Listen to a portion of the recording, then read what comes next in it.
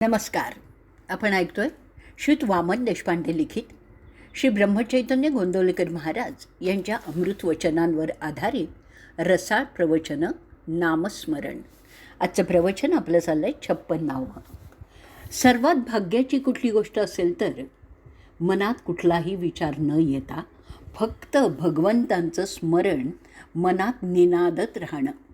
विचार मनात जर येत राहिले तर काय होतं? आपण शीड नसलेल्या आणि वादळात सापडलेल्या जहाजासारखे भरकटत जातो. आपणच निर्माण केलेल्या विचारांच्या खोल भोवऱ्यात आपणच अडकत जातो. खोल खोल तळाशी बुडत जातो. मग हे सारं भोवती दाटून आलेल्या मायेमुळेच घडतं. मग ह्या मायेला जर दूर सारायचं असेल तर एकच करावं, आणि ते म्हणजे भगवंतांचं अस्तित्व आठवत त्यांच्या नामात पूर्णपणे विरघळून जावं. आपण सतत संत विचारात मग्न होणं आणि त्या अपूर्व संतांच्या सेवेत राहणं. तुकाराम महाराजांनी एवढ्या अभंगात म्हटलेलंच आहे की करणे ते देवा हेची एक पावे सेवा, अवघे घडे येणे सांग, भक्त देवाचे ते अंग, हेची एक वर्म काय बोलिता तो धर्म, तुका म्हणे खरे खरे त्रिवाचा उत्तरे. तुकाराम महाराज या अभंगातून विठ्ठलाला सांगतायत की विठ्ठला, मी फक्त तुझी सेवा करतो, मला फक्त त्यातच सुख मिळतं. तुझ्या नामात अखंड राहणं याला खरोखरीच पर्यायच नाही आहे. आणि महाराज या निमित्ताने एक महत्त्वाचा विचार सर्वांना देत आहेत की सर्वांनी फक्त संतांची सेवा करावी. संत सेवेत आपण जर दंग झालो तर आपली सेवा देवापर्यंत पोचते. संतांच्या रूपात विठ्ठल सर्वत्र नांदत असतो आणि संतांच्या चरणांशी आपण राहिलो तर आपल्याला जे ज्ञान प्राप्त होईल त्या ज्ञानाला विठ्ठल सुगंध सुटेल. कारण संत हे विठ्ठल भक्तच असतात आणि ते भक्त देवाचे जणू काही अंग आहेत, हे आपल्याला कधीही विसरून चालणार नाही. म्हणूनच महाराज म्हणतात की हा जो संत सेवेचा धर्म सांगितला आहे तेच खरं ईश्वर प्राप्तीचं रहस्य आहे, तेच खरं तत्त्वज्ञान आहे. तुकाराम महाराजांनी या अभंगातून संत सेवेबद्दल जे काही सांगितलं आहे ते अतिशय सत्य आहे. कारण संतांच्या संगतीत त्यांची सेवा करीत राहिलो की भगवंतांचं नाम आपल्या मुखातून सहजपणे पाझरायला लागतं. आणि नाम एकदा का मुखातून आलं की भगवंत दर्शन झाल्याशिवाय राहत नाही. नाम घ्यायला लागलं की हे विचारांचे मोहळ आपोआप थांबतात आणि चुकून जरी विचार मनात आले तरी ते आपण आपोआप टाळू शकतो. नामाकडे आपण जास्तीत जास्त लक्ष केंद्रित केलं की विचार आपोआप लोप पावतात आणि त्यातच समाधान आहे. ह्या समाधानाविषयक गोंदवलेकर महाराज म्हणतात की समाधान मिळवायचं अत्यंत सोपं साधन सर्व संतांनीच स्वतः प्रत्यक्ष अनुभव घेऊन मगच सांगितलेलं आहे आणि ते म्हणजे नामस्मरण. खरी तहान लागली म्हणजे कोणत्याही नदीचं पाणी प्यायलं तरी तहान भागतेच. त्याचप्रमाणे खरी तळमळ जर लागली तरच सहज नामस्मरण होऊन आपल्याला समाधानाची प्राप्ती होते. फक्त भगवंतांचं अखंड स्मरण आणि श्रद्धा मात्र आपल्याकडे हवी. मग ह्यात सर्व काही आलं. संत सहवासात राहून नामस्मरणात दंग झालं की भगवंत भेट निश्चितपणे होते. नाम हे सर्वात प्रभावी आहे. नामस्मरणात ईश्वर भेटीची ताकद साठलेली आहे आणि हे कळण्याचा क्षण मात्र आयुष्यात यावाच लागतो. आपल्या भोवती खूप ग्रंथ पसरलेले आहेत, त्यातले कुठले ग्रंथ वाचावेत हा आपल्याला प्रश्न पडलेला असतो. कारण ग्रंथ वाचल्यावर आपल्याला समाधान तर मिळायला हवं, त्याचा पोटभर आनंद तर मिळायला हवा. ग्रंथ वाचनाच्या संदर्भात श्री समर्थांनी श्रीमद दासबोधाच्या 7व्या दशकाच्या 9व्या संवासात म्हटलेलं आहे, आता असो हे बोलणे जया स्वहित करणे, तेणे सदा विचरणे अद्वैत ग्रंथी. श्री समर्थ म्हणतात की ज्यांना परमार्थाची ओढ लागलेली आहे, ज्यांचं मन पूर्णपणे आध्यात्मिक आहे, अशा लोकांना ज्यात आत्मज्ञान डोकावत नाही असे ग्रंथ कधीही वाचावेसे वाटत नाहीत. कारण ज्यात आत्मज्ञान डोकावत नाही ते ग्रंथ वाचून कधी समाधानच होत नाही. मग श्री समर्थ म्हणतात की माझं बोलणं आता पुरे झालं. ज्यांना स्वतःचं हित साधून घ्यायचं असेल त्यांनी अद्वैत तत्त्वज्ञान सूर्यप्रकाशासारखं ज्या आध्यात्मिक ग्रंथातून प्रकट होतं तेवढेच ग्रंथ वाचावेत. कारण अद्वैतासारखा दुसरा श्रेष्ठ ग्रंथच नाही आहे. एक लक्षात घ्या की ग्रंथ कशास म्हणावे तर जेणे परमार्थ वाढे, अंगी अनुताप चढे, भक्ती साधन आवडे, त्या नाव ग्रंथ. दासबोधातला 7वा दशक 9वा समास आणि 30वी ओवी आहे. जे ग्रंथ वाचले असताना किंवा त्या ग्रंथाचं नुसतं श्रवण केलं असताना परमार्थ बुद्धी वाढते, अंगामध्ये विरक्तीचा संचार होतो, मनातली भक्ती वाढते, साधकावस्था प्राप्त होते. त्यालाच फक्त ग्रंथ म्हणून संबोधावं. जो ऐकताचं गर्व गळे, का ते भ्रांतीचं मावळे, नातरी एक सरे बोळे मग भगवंती. जो ग्रंथ केवळ वाचला असतानाच नाही तर केवळ श्रवण केला असताना गर्व नाहीसा होतो. भ्रम मनातले मावळू लागतात आणि मन भगवंतांकडे झुकू लागतं. ज्याच्या नुसत्या श्रवणाने आपल्याला उपरती होते, मनातले षड्रिपू नाहीसे होतात, विषय वासना नष्ट होते, त्याला ग्रंथ म्हणावं. आणि असेच ग्रंथ आपणही वाचावेत. ह्या ग्रंथवचनाच्या संदर्भात श्री गोंदवलेकर महाराज एका प्रवचनात म्हणाले होते की आपण ग्रंथामध्ये जे वाचतो ते जर आचरणामध्ये आणलं नाही तर त्या वाचनाचा उपयोग काय. म्हणून आपण फारसं वाचनाच्या नादी लागू नये, कारण त्याचं खरं साधन बाजूलाच राहतं आणि त्या वाचनाचाच अभिमान वाटायला लागतो. म्हणून थोडंसंच वाचावं आणि त्याचं मनन करावं. मनाला आनंदच होईल ना त्यामुळे, आणि आपली आध्यात्मिक प्रगतीही साधेल. एवढेच ग्रंथ वाचावेत ज्यामुळे भगवंतांचं नाम स्मरणात राहील. असे ग्रंथ वाचणं आवश्यक आहे आणि हेच या ग्रंथ वाचनाचं सार आहे.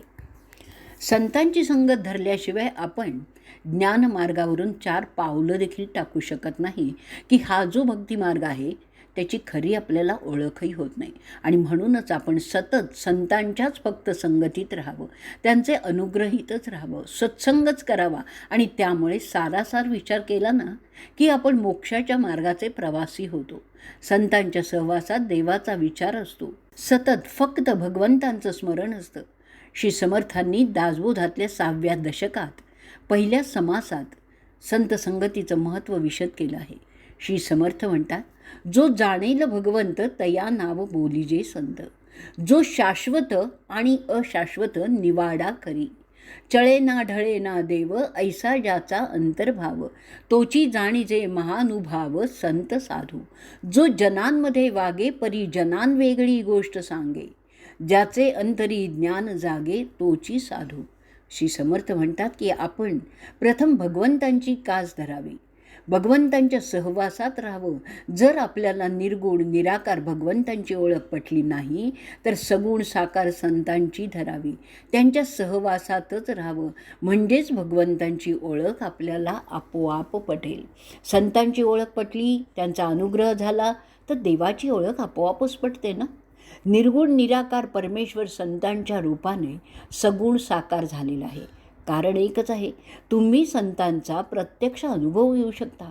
शाश्वत काय अशाश्वत काय याचा निवाडा ज्याला निश्चितपणे करता येतो त्याला संत असं म्हणतात. संतांना हे ठाऊक आहे की देव कधी चळत नाही की ढळत नाही. संतांची तशी खात्रीच असते. हे जाणणारा जीव हा महानुभाव असतो, त्यांचा अनुभव फार मोठा असतो आणि त्या थोर अंतःकरणाच्या माणसाला साधू असंच म्हणावं. त्याचंच अंतःकरण संतांचं असतं आणि हा संत पुरुष माणसांमध्ये माणसासारखाच वावरतो, परंतु त्या सामान्य माणसांना देवाची गोष्ट सतत सांगत राहतो, कारण त्याच्या अंतःकरणात फक्त भगवंतांचंच अस्तित्व असतं. त्याला आत्मज्ञान झालेलं असतं. निर्गुण निराकार परमेश्वराची संगत धरावी, त्याच्या सहवासात राहावं. श्री गोंदवलेकर महाराज म्हणतात की आपण मनाने भगवंतांचं होऊन राहावं. आपण मनापासून भगवंताला स्मरलं ना तर तो आपल्याला सुखासमाधानात ठेवल्याशिवाय राहणारच नाही.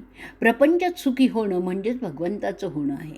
देवाला मानावं आणि त्याला आवडेल तेच करावं, हेच तर परमार्थाचं सार आहे. देवाची ओळख व्हावी जर असं वाटत असेल तर अखंड नामस्मरणाला खरोखरीच पर्यायच नाही आहे. आपण जेव्हा भगवंत विचारांनी भारावलं जातो ना तेव्हा आपलं अस्तित्व फार वेगळं होऊन जातं. कारण भगवंतांच्या अस्तित्वाच्या खाणाखुणा आपल्याला सर्वत्र दिसायला लागतात. सर्वत्र भगवंत भरून आणि भारून आहे याची जाणीव आपल्याला सर्वत्र व्हायला लागते. वास्तविक निर्गुण निराकार भगवंत जेव्हा आपल्यासमोर सगुण साकार होतो तो क्षण तर विलक्षणच असतो. नामदेव महाराजांचा एक फार सुंदर आत्मानुभवी अभंग आहे. वेदासी कानडा श्रुतीसी कानडा, विठ्ठल उघडा पंढरीचे, नाम बरवे रूप बरवे दर्शन बरवे कानडियाचे, नामा म्हणे तुझे अवघेची बरवे, त्याहुनी बरवे प्रेम तुझे. नामदेव महाराज म्हणतात की वेदांच्या आणि श्रुतींच्या आकलनापलीकडचा हा श्री विठ्ठल, हा देव पंढरपुरात मात्र सगुण साकार होऊन भक्तांची वाट बघत उभा आहे. त्या माझ्या गोजिऱ्या श्री विठ्ठलाचं नाम अतिशय गोड आहे. त्याचं रूप तर अतिशयच गोड आहे. सर्वांना आवडेल असं त्याचं रूप पाहणं हा आयुष्यातला सर्वात मोठा आनंद आहे.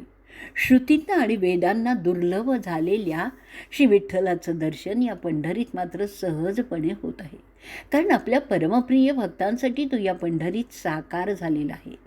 नामदेव महाराज म्हणतात की विठ्ठला, तुझं संपूर्ण अस्तित्वच मला अत्यंत प्रिय आहे रे, परंतु त्या सर्वांहून तू माझ्यावर जे प्रेम करतोयस ना ते अधिक सुंदर आहे.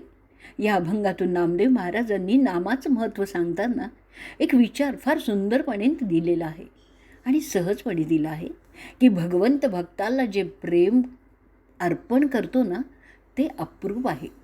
नामदेव महाराजांना सर्वत्र विठ्ठल दिसू लागला होता. गोंदवलेकर महाराजांनी एकदा म्हटलं होतं की त्यांचा नेमका अनुभव काय आहे, तर तो असा आहे. खरोखर भगवंतांचं अस्तित्व जिथे पाहावं तिथे आहे. भगवंत आहे की नाही हे जाणण्याकरता बुद्धीची देणगी आपल्याला त्याच्याकडूनच मिळालेली आहे. भगवंतांचं मर्म ओळखायला मी कसं वागावं ते पाहावं. ज्यांनी भगवंताला जाणलं आहे त्यांनी भगवंताला काय आवडते ते सांगून टाकलेलं आहे. सर्व विषय वासना सोडून भगवंताला शरण जावं हे त्यांच्या म्हणण्याचं सार आहे. हे आप्तवाक्य आपण प्रमाण मानायलाच हवं, कारण स्वतः अनुभव घेऊन म्हणजे स्वतः मुक्त होऊन त्यांनी आपल्याला मुक्तीचा मार्ग दाखवला आहे. जन्म मरणापासून जो आपल्याला मुक्त करतो तो खरा आपला आप्त आहे. आणि जे भगवंतांचे होऊन राहिलेले आहेत त्यांना जगाची भीती वाटतच नाही. आपण भगवंतांचं होऊन राहणं फार आवश्यक आहे. त्यासाठी संतांची संगत हवीच ना, म्हणजेच नामाचं महत्त्व कळेल. अखंड नामस्मरणात राहिलं की संत संगत आपोआपच लाभते आणि नामाचं महत्त्व जाणून नामातच दंग राहणं, भगवंत स्मरणातच राहणं. संत नामदेवांचं नामस्मरण अपूर्व होतं. नामदेवांच्या अंतःकरणात फक्त श्री विठ्ठलाचंच नाम अष्टोप्रहर घुमत होतं. एका विठ्ठला वाचून या विश्वामध्ये नामदेवांचं काहीही नव्हतं. आपल्या आयुष्यातला प्रत्येक क्षण तो केवळ श्री विठ्ठलाच्या नामाच्या साक्षीनीच जगायचा. हातात वीणा, समोर श्री विठ्ठलाची सगुण साकार मूर्ती.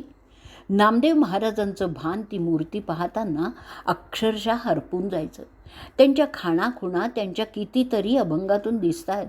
महाराज म्हणतात की विठ्ठल माऊली कृपेची सावली, आळविता घाली प्रेम पाना, न सांगता सर्व जाणे तहान भूक, जवळी व्यापक न विसंबे. हा श्री विठ्ठल ही माझी माऊली आहे. तिच्या कृपेची अखंड सावली मला लाभलेली आहे आणि त्या माझ्या श्री विठ्ठलाची आळवणी केली की ही माऊली माझ्यासाठी प्रेमाचा पाना होते.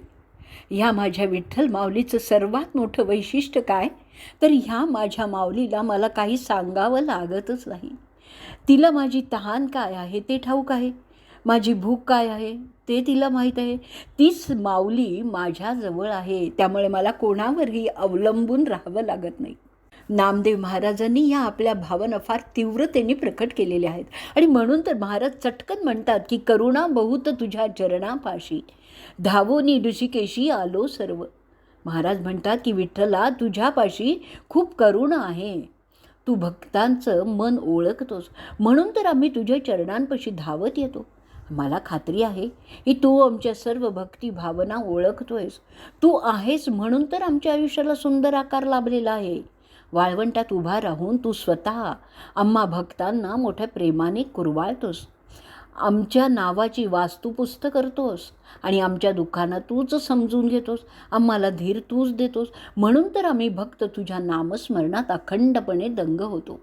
नामदेव महाराज सतत श्री विठ्ठलाशी संवादच साधायचे, त्यांच्याशी बोलायचे आणि तेच त्यांचं नामस्मरण होतं. नामदेव महाराजांसारखा भाग्यवान संत नाही की ज्याने भगवंतांशी संवाद साधलाय. ते सारं घडलं ते केवळ नामस्मरणामुळे. या अखंड नामस्मरण विषयक श्री गोंदवलेकर महाराजांनी सांगितलं होतं की प्रल्हादांनी एकदा नाम घेतलं ते शेवटपर्यंत सोडलंच नाही आहे. त्या नामानेच तर तो तरला, त्या भावनेनेच तो उद्धरून गेला. म्हणून ही भावना वाढवण्याकरता आपण नामाचं अखंड स्मरण ठेवावं. आपली पापं मनात आणूच नाहीत. माझा पूर्वसंस्कार मी आपल्या बुद्धीनीच ठरवतो आणि खरोखर भगवंतांचा विसर होणं, विसर पडणं यासारखं दुसरं मोठं पापच नाही आहे. देव हवा असं वाटणं ही देवाची बुद्धी आणि विषय हवा असं वाटणं ही देहाची बुद्धी. वासना म्हणजे देवाच्या विरुद्ध असलेली आपली इच्छा.